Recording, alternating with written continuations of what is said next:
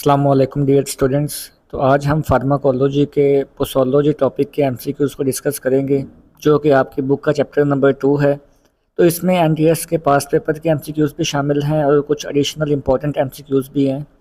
तो first MCQs है, which of the following is an example of pro drug. इनमें से कौन सी एग्जांपल प्रो ड्रग की है। अब सबसे पहले हमें पता होना चाहिए कि प्रो ड्रग क्या होती है।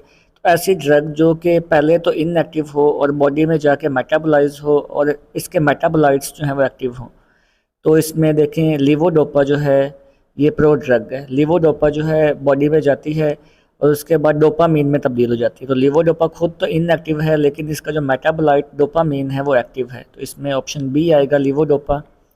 नेक्स्ट एमसीक्यूज है, the branch of pharmacology dealing with the doses of drug is called. Pharmacology की वो ब्रांच जिसमें हम डोजेज को स्टडी करते हैं वो क्या कहलाती है। तो इसमें ऑप्शन बी है, posology. Any substance that brings about a change in biological function through its chemical action is called। कोई भी सब्सटेंस जो बॉडी के अंदर फंक्शनिंग में तब्दीली लाता है अपने केमिकल एक्शन की वजह से, उसको हम ड्रग कहते हैं। ऑप्शन सी आएगा। A compound that require metabolic conversion to become an active pharmacological agent is called। ये जैसे हमने वो प्रो ड्रग का पहले एमसीक्यूज किया है कि ऐसी ड्रग जिसको मेटाबॉलिक कन्वर्जन चाहिए होती है एक्टिव होने के लिए, उसको हम क्या नाम देंगे, उसको हम प्रो ड्रग का नाम देंगे। ऑप्शन सी है इसमें।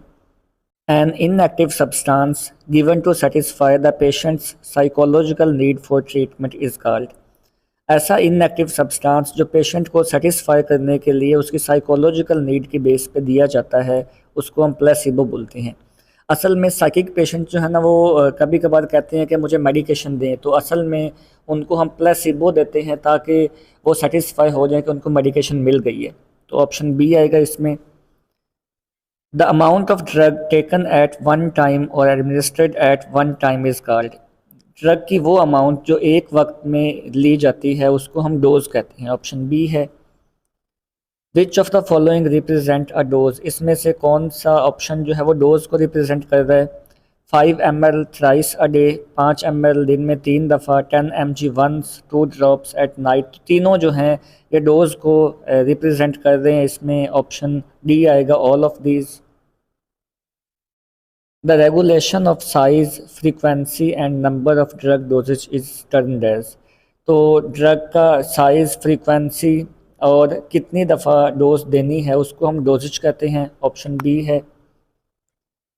Average dose for an adult to produce a therapeutic effect is called. तो वो डोज जिससे बॉडी के अंदर जो है वो थेराप्यूटिक बेनिफिट्स आएँ, उससे फ़ायदा हो, उसको हम क्या नाम देते हैं, उसको थेराप्यूटिक डोज का नाम देते हैं। तो ये भी पास्ट पेपर में आया हुआ MCQs. A large initial dose use to rapidly achieve therapeutic concentration is called. तो ऐसी ड्रग जो हम स्टार्ट में बहुत ज़्यादा डोज में दें ताकि हम ब्लड के अंदर जो है थेराप्यूटिक कंसंट्रेशन अचीव कर सकें, उसको हम लोडिंग डोज कहते हैं। तो ऑप्शन बी है इसमें।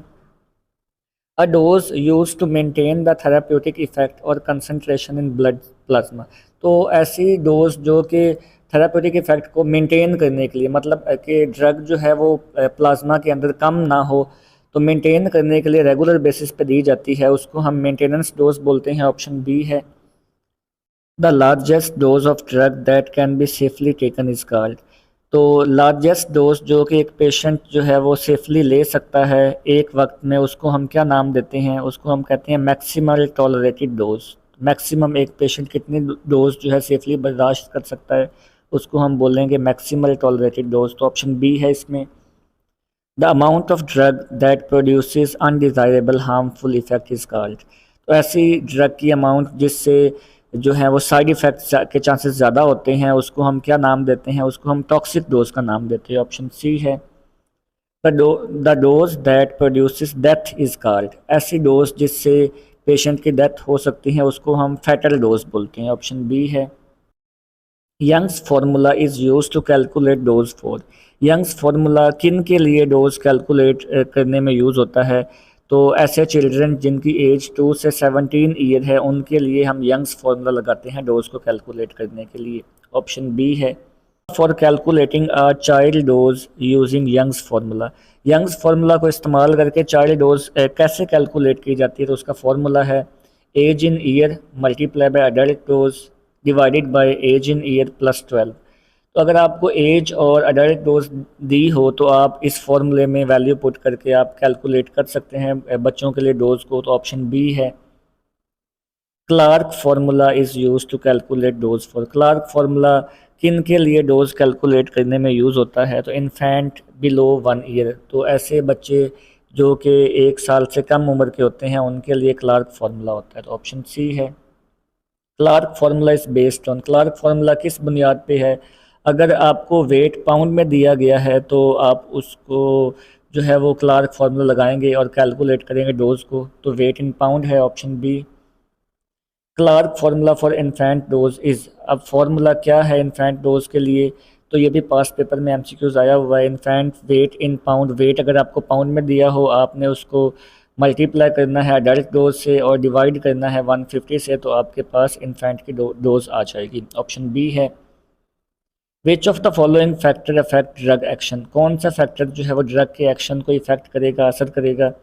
उसमें एज भी कर सकती है, बॉडी वेट भी है, सेक्स भी। एज आपको पता है बच्चों के अंदर जो है वो ड्रग जो है उसकी डोज कम दी जाती है, ऐसे ही ज़्यादा ओल्ड एज के पेशेंट में भी डोज को कम किया जाता है। बॉडी वेट के हिसाब से भी डोज कैलकुलेट की जाती है, सेक्स जेंडर के हिसाब से मेल फीमेल के हिसाब से भी डोज एडजस्ट की जाती है। तो इसमें ऑल ऑप्शन है, all of these. In elderly patient above 60 year adult dose should be, तो एल्डरली पेशेंट के अंदर एडल्ट डोज को हम कम करेंगे या ज़्यादा करेंगे, तो देखें इसमें ऑप्शन सी है reduce to 3/4 of the adult dose. Adult dose को हम जो है 1/4 कम करेंगे, तो ऑप्शन सी है इसमें।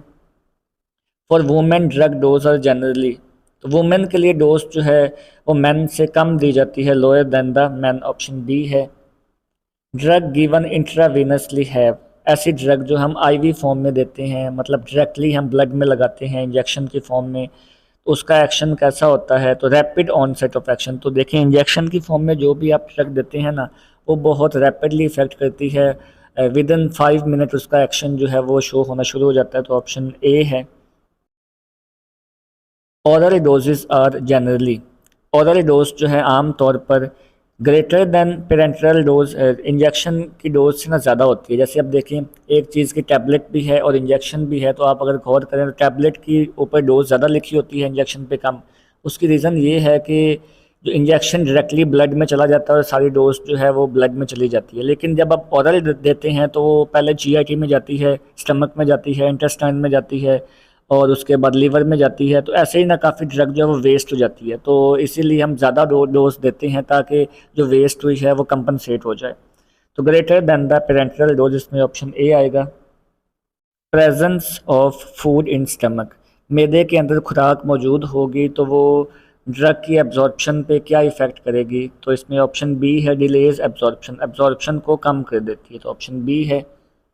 Onset of action is rapid when the drug is given as, drug का जो ऑनसेट ऑफ एक्शन है या एक्शन स्टार्ट होता है वो जल्दी किस केस में होता है, पाउडर पिल में, लिक्विड में, एंटेरिक कोटेड में या सस्टेन रिलीज में, तो इसमें ऑप्शन बी है।